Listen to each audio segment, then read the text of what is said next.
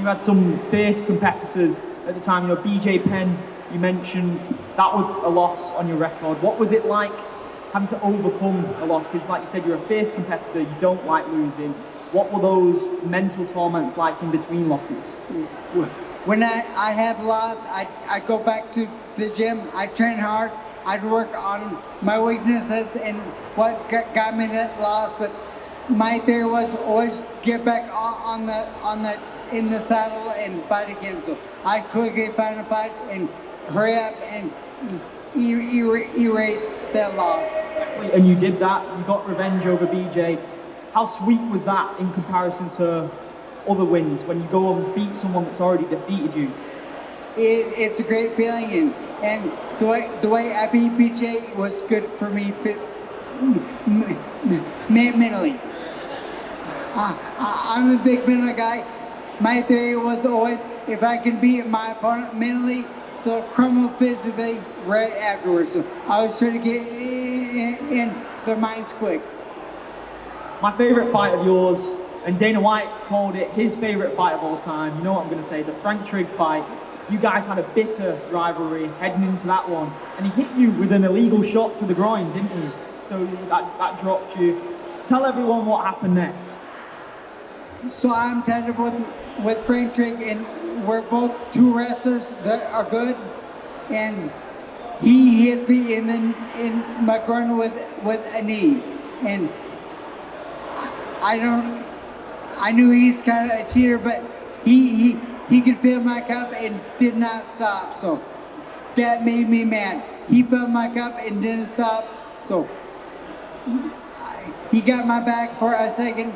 I looked like he was going to choke me out in a rear naked choke, but it didn't happen because I could tell he made a couple mistakes. So I could capitalize on those mistakes. I turned around and I was mad on top of him, and like I said, it was one of the only times I was pissed in a fight.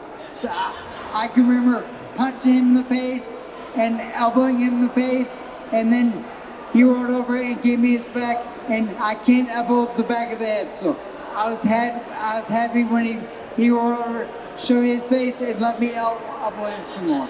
I mean, that image of you picking up Frank Trigg, running across the cage from one side to another, that was absolutely incredible. And I did that for a reason. I was always very good at realizing where my corner's at and where his corner's at. So I was in front of his corner, so I wanted to take him to my corner so I could hear my cornerman and he couldn't hear his. So people say this is a team sport, this is an individual sport, but it's a team sport.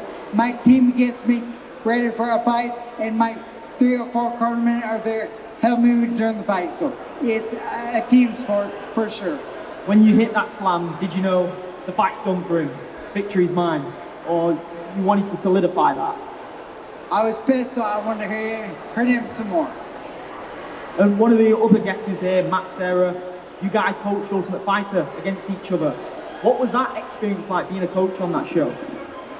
I didn't like being in Vegas for 3 to 4 months at a time, and I don't like the concrete. I like my cornfields and bean fields. So it just was a different environment for me, but I like coaching, so I